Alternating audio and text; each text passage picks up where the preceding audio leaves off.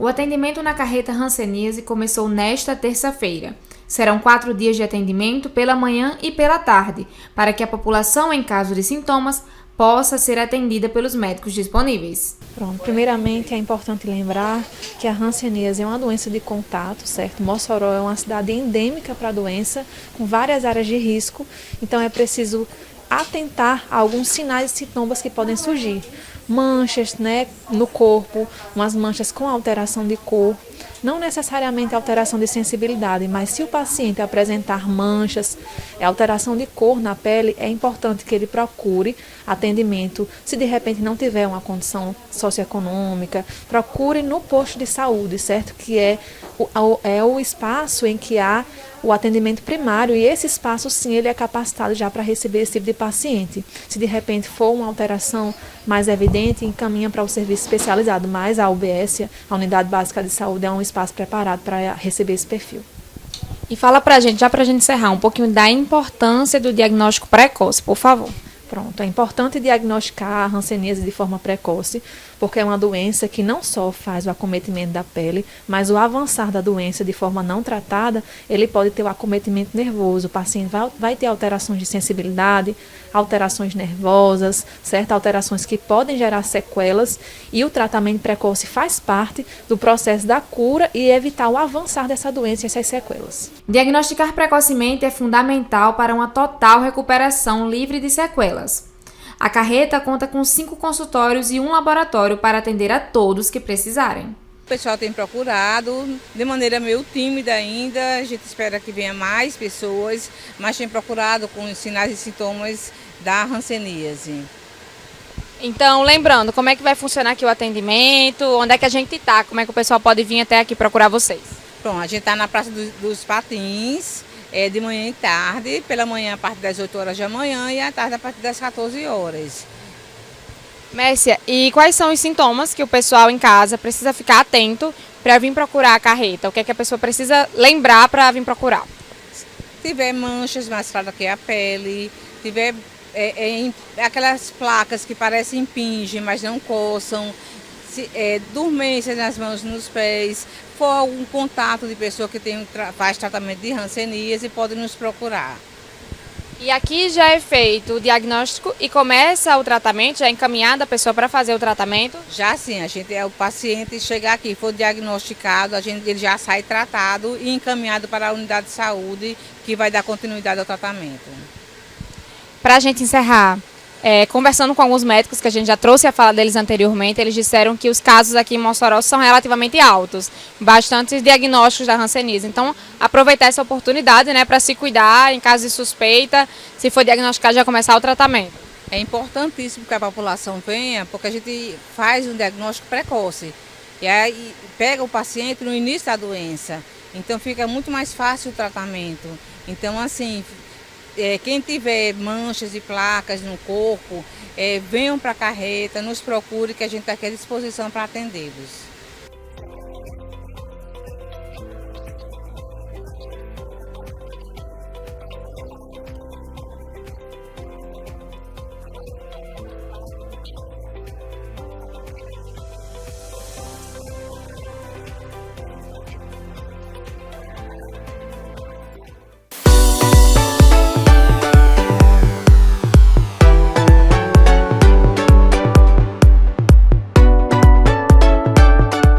Olá, sou Julian, estagiário aqui da Boxtec.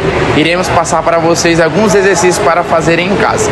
Primeiro, aqui com Sherman, é o afundo búlgaro, tá certo? Unilateral, pezinho na cadeira. Vocês vão fazer 8 repetições para cada lado, 3 vezes. Segundo exercício vai ser a passada. Vocês podem ir andando ou fazendo parado, tá certo? Também 8 repetições para cada lado. O terceiro exercício vai ser isometria na parede, encostado na parede. Vocês vão segurar de 30 a 1 minuto, também durante 3 séries. Esses foram os exercícios dessa semana. Façam um bom treino em casa e marquem o Boxtec. Sou Valber, personal trainer.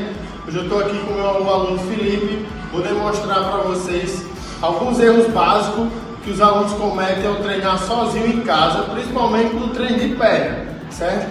No principal exercício, o agachamento, um dos erros mais cometidos é esse. Vai agachar e fecha o joelho. Vai agachar fechando o joelho, que isso não é o certo?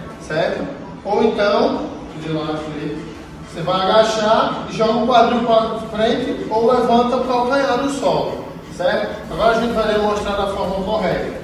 Postura alinhada, braço para frente para ter o equilíbrio e joga o quadril para trás.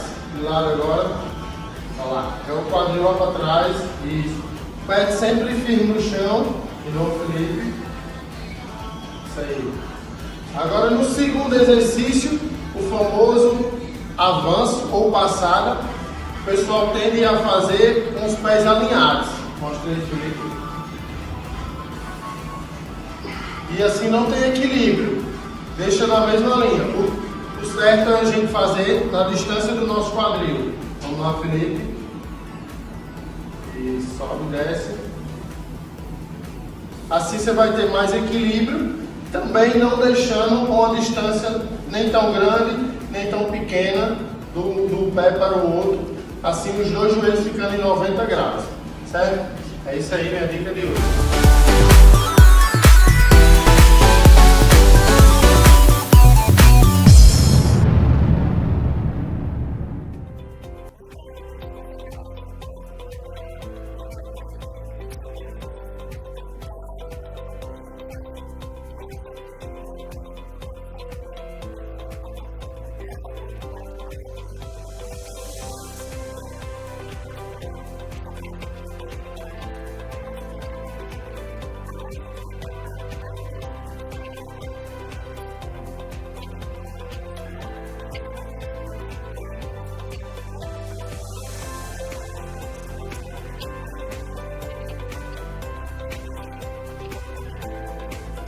Como prometi a vocês, hoje nós vamos falar sobre a importância da saúde mental infantil e quem está aqui para tirar todas as dúvidas, para bater um papo muito legal com a gente é Carol Firmino.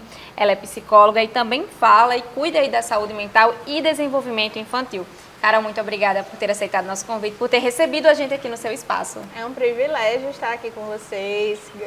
Agradeço muito a oportunidade de estar falando sobre esse tema que é tão relevante nos dias atuais. Relevante, importante que você também está no meio, né? Porque você cuida da escola, você trabalha também na área, então você não tem outra pessoa para falar. É o feijão com arroz, né? É aquilo que eu me alimento, é aquilo que eu vivo, é a minha realidade de todos os dias. Então, vamos começar falando sobre a importância de falar sobre saúde mental infantil. Às vezes a gente fala muito sobre adulta, deixa de falar sobre infantil, muitas vezes as pessoas pensam que não precisa também. Fala pra gente um pouquinho sobre. Bia, tem um aspecto muito interessante sobre a saúde mental infantil. A gente tem, nos dias de hoje, passado por uma desconstrução da infância. E aí, Carol, por que você fala dessa desconstrução? Eu falo dessa desconstrução porque muitas vezes os pais, eles têm tentado terceirizar a responsabilidade dessa infância, das decisões da infância para a própria criança. E aí a gente precisa entender que essa criança ela pode e deve fazer algumas escolhas em momentos específicos da vida, mas que tem coisas que ela não tem condição de deliberar porque ela não tem noção do impacto daquilo. Então, o papel da família ele é muito importante para pensar a infância. Então, o contexto que a criança está inserida, a forma como a família conduz, a forma como é possibilitada, é viabilizada aquela questão de tomada de decisão para ela, é muito importante. Então, assim, falar da saúde mental da criança hoje é pensar essa desconstrução da infância.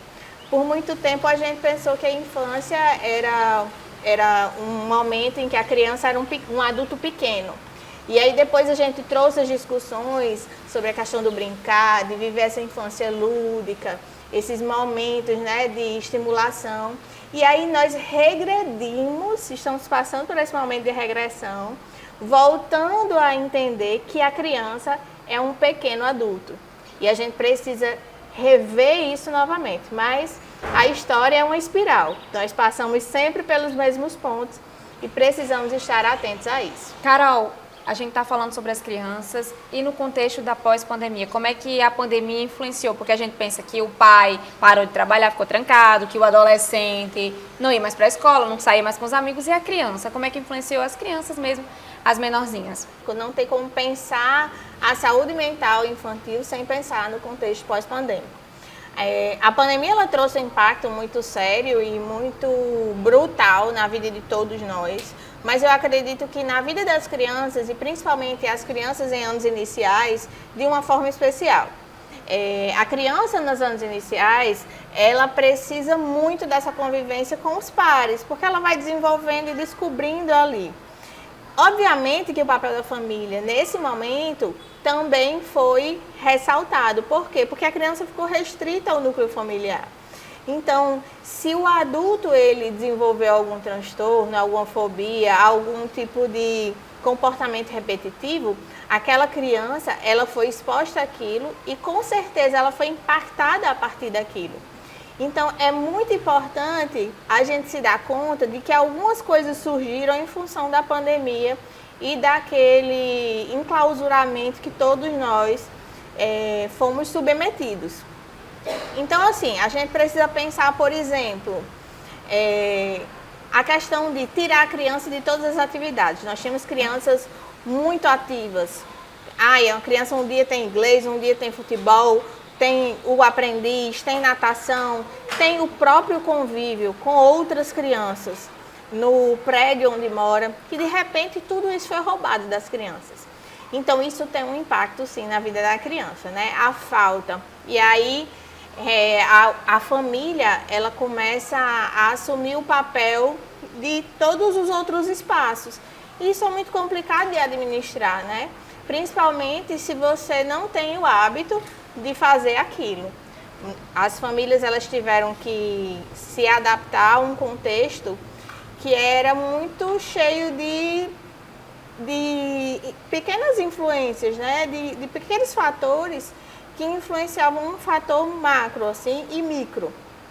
O contexto de você não ir ao supermercado, a situação de você trabalhar em home office, ou a situação de você estar sem emprego, a situação da sua rotina ser totalmente alterada, a situação de muitas vezes em casamentos você conviver tão pouco com seu marido e você passar a conviver muito mais com ele e descobrir aquela pessoa que você estava casada.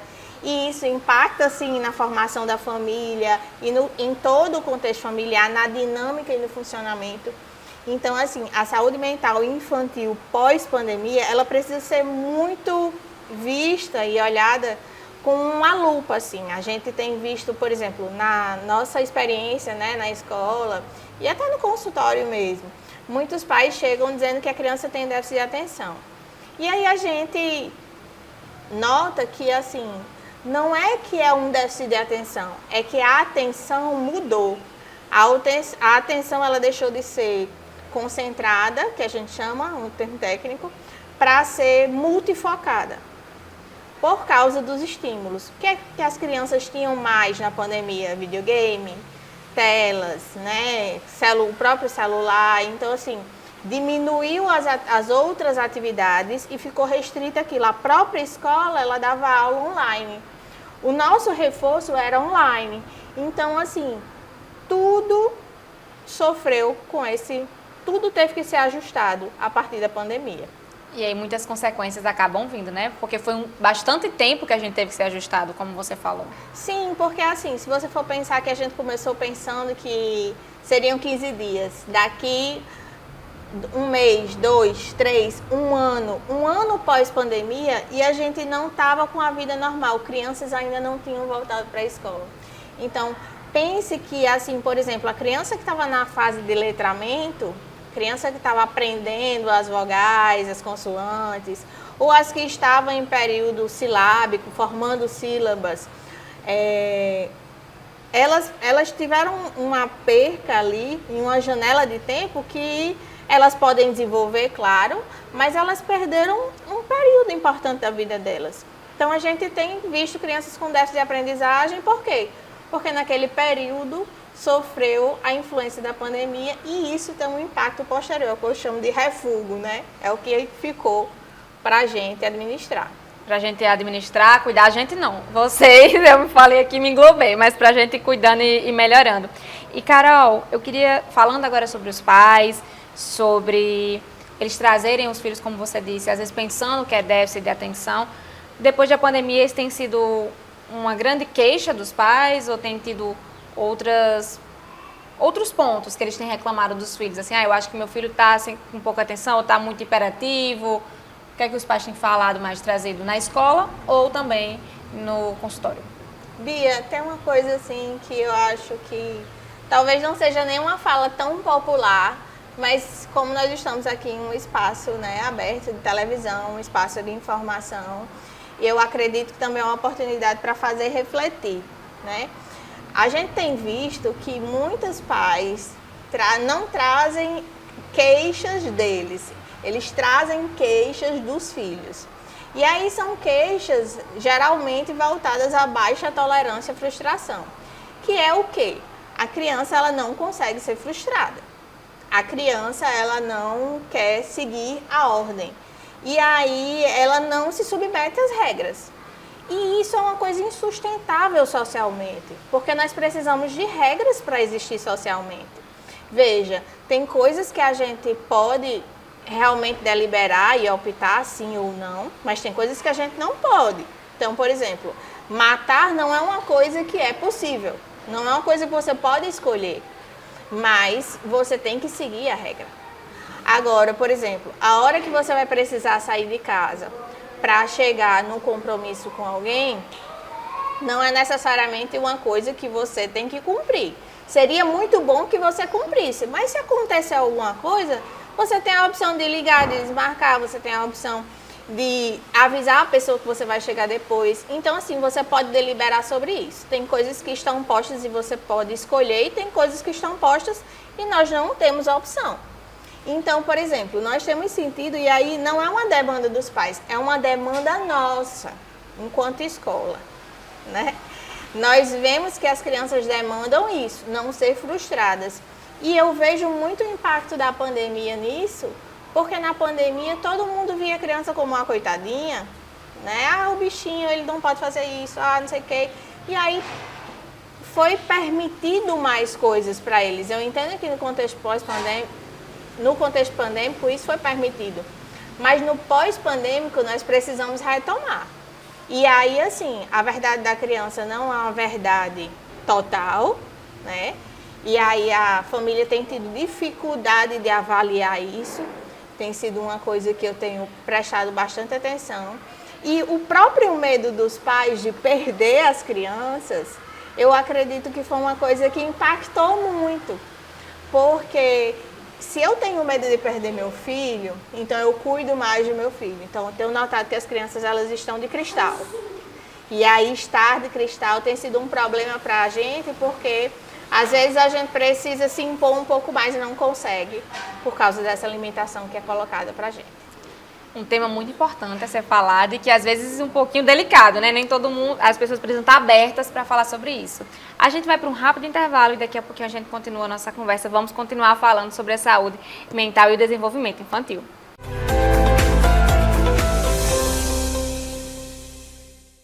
A cidade de Baraúna conta com a Microcel, uma loja ampla que oferece o melhor da tecnologia com preços super acessíveis. Eletroportáteis, informática, acessórios, papelaria, segurança e muito mais.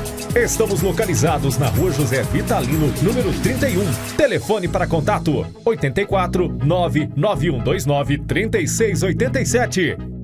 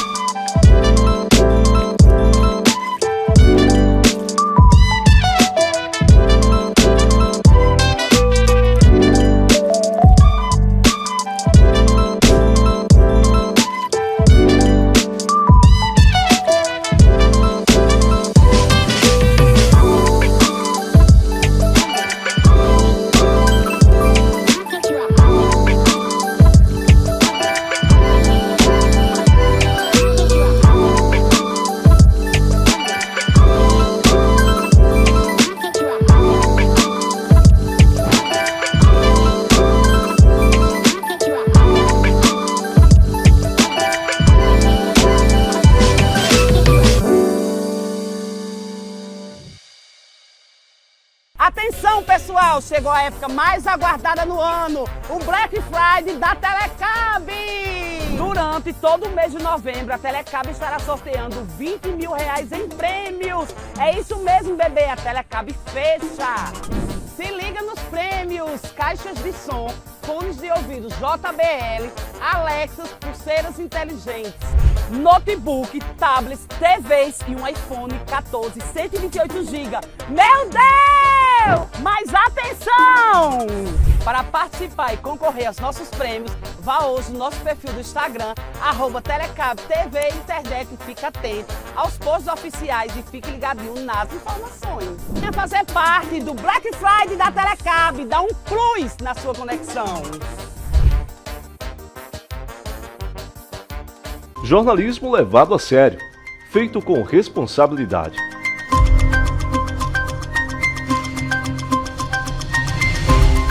As principais notícias do Estado em um jornal dinâmico e com credibilidade.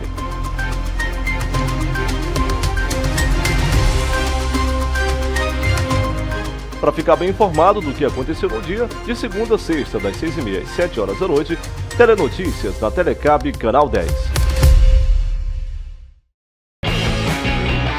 A vida se move rápido. A internet de fibra se move mais rápido. E com mais conexão, você tem mais experiências. Conheça os novos planos Telecab e tenha mais velocidade. Mais conexão, mais possibilidades. Mais perto de você, Telecab.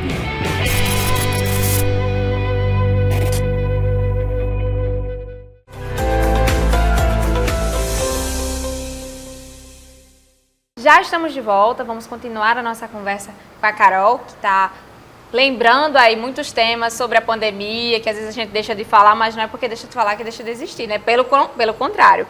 Então, Carol, queria continuar nossa conversa falando agora sobre os pais, já que a gente está falando desse ambiente, do ambiente familiar, procurar a terapia para as crianças, procurar um auxílio psicológico, se realmente está notando alguma coisa, procurar para conseguir, talvez, melhorar o que é que não está dando certo. Fala aí pra gente, por favor.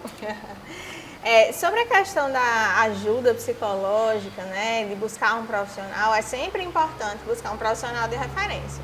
Lembrar que dentro da psicologia nós temos profissionais muito bons, mas nós temos profissionais que não são tão bons.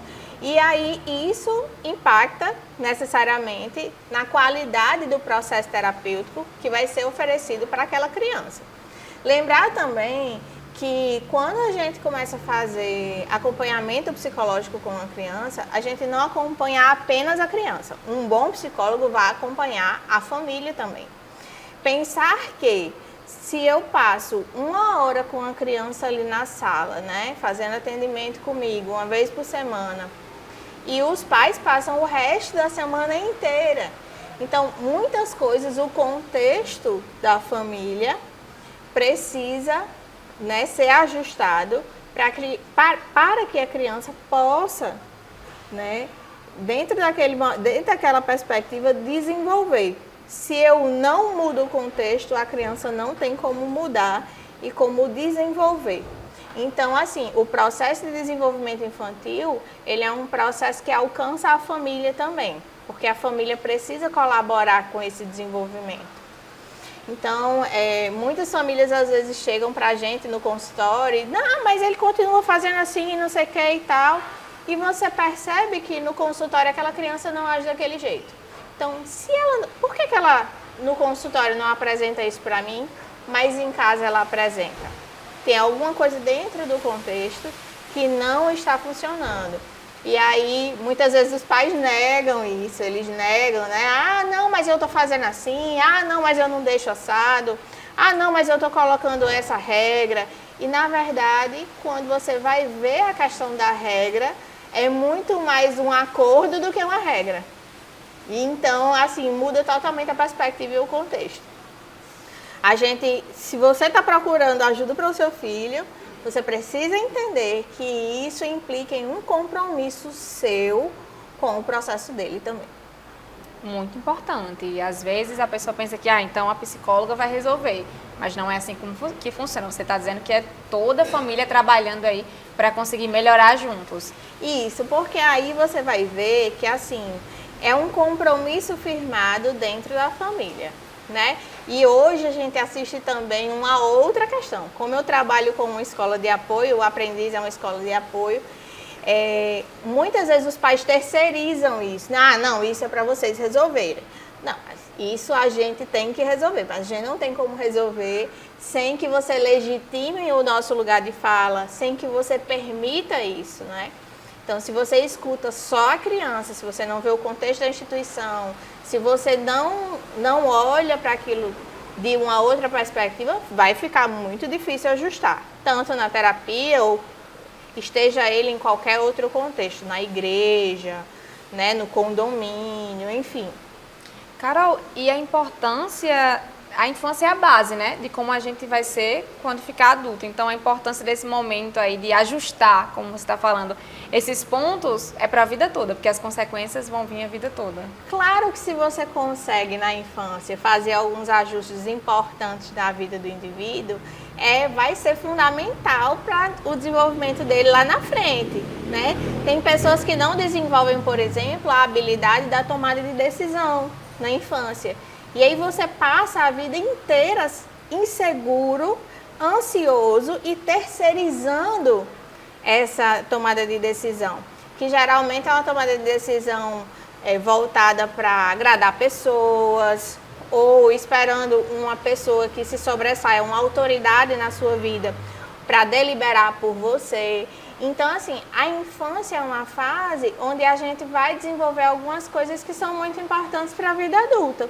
Imagine que você vai chegar na vida adulta e não vai conseguir escolher qual é o carro ou qual é a roupa que você vai vestir, porque você não tem mais a sua mãe para comprar roupa para você, porque você não tem mais o seu pai para escolher o carro que você vai comprar e vai andar. Então, assim, existem várias coisas que a gente precisa olhar hoje, porque amanhã vai ser um período mais difícil, né? Você já tem uma trajetória de vida, você já tem mais resistências, mais coisas a serem trabalhadas para poder chegar nesse ponto.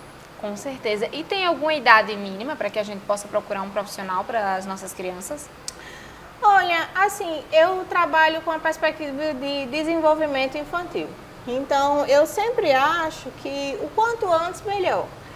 Por exemplo, escolas de apoio como o Aprendiz, a gente recebe a partir de 3 anos, que é a idade escolar. A terapia, eu geralmente indico crianças a partir de 3 ou 4 anos, dependendo de qual é a queixa, dependendo do que é que precisa. Claro, por exemplo, crianças autistas, existem alguns terapeutas que dizem que o quanto antes, eles têm metodologias específicas, eles têm formas, né, de trabalhar que pedem aquilo, que se ajustam a essa questão. Mas eu acredito, né, a minha indicação clínica, a partir de 3, 4 anos, eu acredito que é um período muito interessante você estar trabalhando a infância. E como você falou aqui na escola, geralmente é a idade que vocês começam a trabalhar com as crianças também. Sim, porque a gente acredita nessa questão do desenvolvimento. Com 3 anos de idade, a criança já está em idade escolar. Não que antes ela não esteja, porque hoje as creches elas são muito comuns, né? Você trabalha, você deixa seu bebê na creche 1 ano, 2, enfim, e só depois ele vai para a escola. Mas eu acredito que a fase de 3 anos é uma fase muito interessante para a gente começar a estar trabalhando com essa criança e estar trabalhando questões de coletividade, né? Trabalhar questões afetivas, emocionais. A criança nesse período ela é muito afetiva, é muito gostoso trabalhar com essa criança. Ela geralmente é muito sincera e ela fala coisas assim que você nem imagina, mas são fruto da nossa realidade dos dias de hoje. É verdade, eu tô aqui pensando na minha sobrinha e é tudo verdade. Eu vejo tudo e ela fala tudo e é muito afetiva, é verdade. E dá trabalho também, porque, como você tá falando, é uma idade que tá começando a tomar algumas decisões. E você tava falando, eu me identifiquei bastante, fiquei com saudade dela. E, Carol, eu queria falar um pouquinho sobre a metodologia que você estava dizendo. As metodologias, elas são diferentes a partir das idades e também das necessidades, não é? De cada criança. Aqui no Aprendiz? Ou você fala no Aprendiz, clinicamente, fique à vontade para falar. Então, cada fase da vida a gente usa estratégias, né? A gente tem que pensar o que é que a criança está desenvolvendo naquela fase da vida e aí a gente começa a pensar qual é a estratégia que a gente precisa utilizar e avaliar para que ela consiga desenvolver, né? Então, a criança de 6 anos, por exemplo, uma criança mais velhinha, assim, que é uma fase também muito gostosa, assim, de 6 anos, ela é uma criança que ela já consegue perguntar por que ela quer entender algumas coisas. Ela diz um não mais forte, que não é um não de birra, é um não porque aquilo não faz sentido para ela. E aí a gente tem que começar a construir pensamento, a gente tem que começar a mostrar a questão da regra, o que é possível, o que é que não é possível, né? A criança de 3 anos é a criança da birra, é a criança que diz não quero, não tomo banho, não sei o quê. É a criança que vai lhe dar trabalho para comer, é a criança que vai lhe dar trabalho para vestir, é a criança que vai lhe dar trabalho para tomar banho.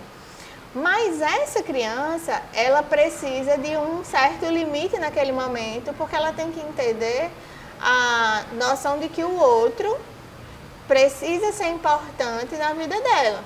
Então, quando o pai se coloca ali, ele firma o pé e diz não, e tem que sustentar, porque hoje a regra é assim, não, sim, tá certo, vai. Né? Não, tudo bem, vai, tá bom. Então, tem que sustentar, porque ela precisa conhecer o outro. Ela precisa saber que o outro existe, ela precisa saber disso.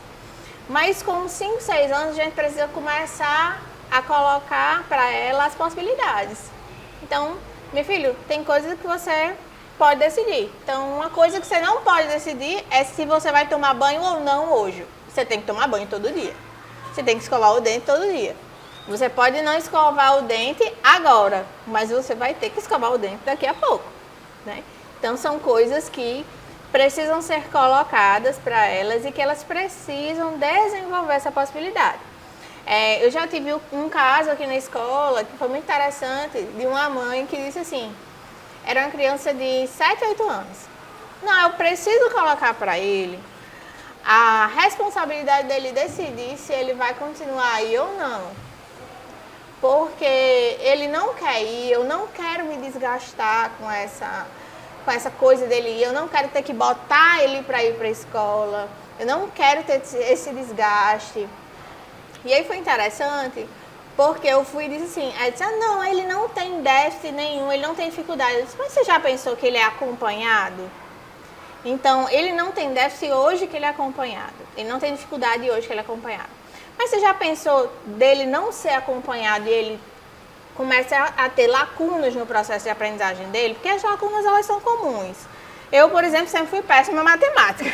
Sou de humanas totalmente. Duas também.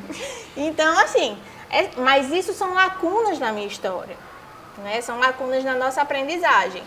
E a gente precisa entender que a criança, quando ela não é acompanhada, em sua maioria, ela começa a juntar lacunas. E isso é muito complicado. Claro que não é porque ela está sendo acompanhada que ela não vai ter nenhuma lacuna, mas é mais difícil.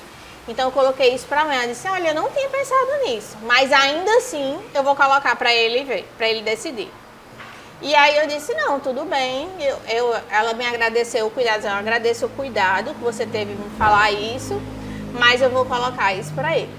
E aí a criança terminou voltando, porque assim, se ela tem a possibilidade de ser dona dela a tarde inteira e deliberar o que é que ela vai fazer, a única coisa que ela não vai querer é estudar. Ela vai querer ir para casa do amigo, ela vai querer estar no celular, ela vai querer estar na televisão, ela vai estar no YouTube, ela vai estar jogando. Ela vai estar fazendo qualquer outra coisa que traga prazer para ela, porque é uma característica do ser humano. A gente não busca sofrimento, a gente busca prazer. Então, foi muito interessante ouvir isso dessa mãe e começar a pensar sobre esse processo, né, de colocar para a criança coisas importantes que eles não têm condição de deliberar. Ele não tinha condição de pensar, por exemplo, sobre o impacto que não ter o acompanhamento teria na vida dele. Então, a gente tem assistido muito isso e são coisas que a gente precisa pensar a todo momento na infância. Com toda certeza. São coisas que a gente tem que pensar. Você aí que tem filho em casa, que é responsável por alguma criança, tenho certeza que você aprendeu bastante. Eu não tenho um filho, fiquei só pensando na minha sobrinha, imagine quem tem. Carol, muito obrigada por ter aceitado a gente no seu espaço, por ter conversado com a gente. Eu gostei muito, espero que a gente tenha outros encontros aí na frente. Muito obrigada. Eu espero também. Quero agradecer a você que está assistindo hoje, dizer que nós estamos aqui como escola de apoio, né? Não só uma escola de reforço, mas eu penso muito o aprendiz como um centro de desenvolvimento mesmo para a criança.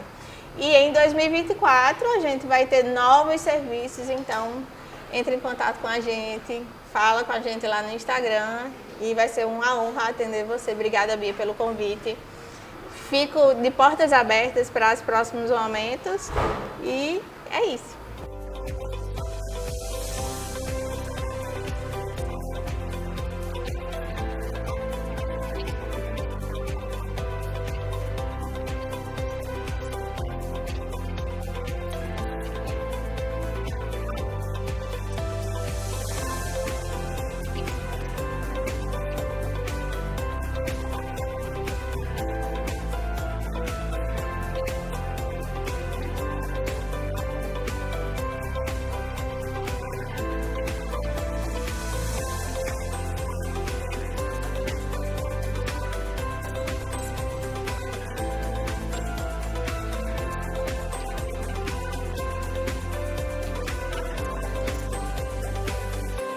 Mossoró é uma cidade que é conhecida pelo calor, está fazendo mais de 35 graus na sombra. E nós viemos até o centro, um dos bairros mais frequentados e populosos aqui da cidade, para saber como é que a população está fazendo para trabalhar, para fazer as compras e se virar nesse calor que está fazendo. A gente está com 36 graus com sensação de 50, né? Porque na sombra faz mais calor do que não sei o que, né? Então, tipo assim, tá horrível. Tá horrível, tanto para o comércio, o sol está atrapalhando o comércio, o sol está atrapalhando tudo. Mas eu acho que a gente já estava se preparando para isso, porque Mossoró sempre foi quente, né? Mas agora está piorando cada vez mais. Parece que o sol está aqui dentro de Mossoró, né? Rapaz, o intuito é sair mais cedo de casa, para não pegar aquele sol das 9. Chegar bem cedo e ser o último a sair do trabalho. Para não correr de você pegar nem o sol, nem vindo, nem saindo. Porque, meu amigo, o sol está quente demais, não tem quem aguente não. Misericórdia. Todo mundo vai morrer queimado daqui a alguns anos. Minha filha, eu bebo água de instante a instante. Eu tô aqui, sinto o calor, vou pra dentro, bebo 3 copos d'água. Aí eu volto, sinto calor, bebo outro copo d'água. Que é quente demais, Mossoró é quente. Com as altas temperaturas, os comerciantes se preocupam em influenciar o comércio. Mas ainda pode-se esperar um bom movimento nas lojas. No entanto, é importante lembrar dos cuidados que se deve ter neste calor. Só vai com muita água, né, para se hidratar, que está muito quente o calor, né. O Mossoró realmente é conhecido porque é muito quente, tá entendendo? A gente só vai bebendo muita água. Muita água, muito protetor solar, também tem que ter muito casaco, porque se não tiver, a gente fica com uma marca no braço, que a gente não tira nunca, né? Então, tipo assim, muito protetor solar, muita água, porque senão não dá certo, né?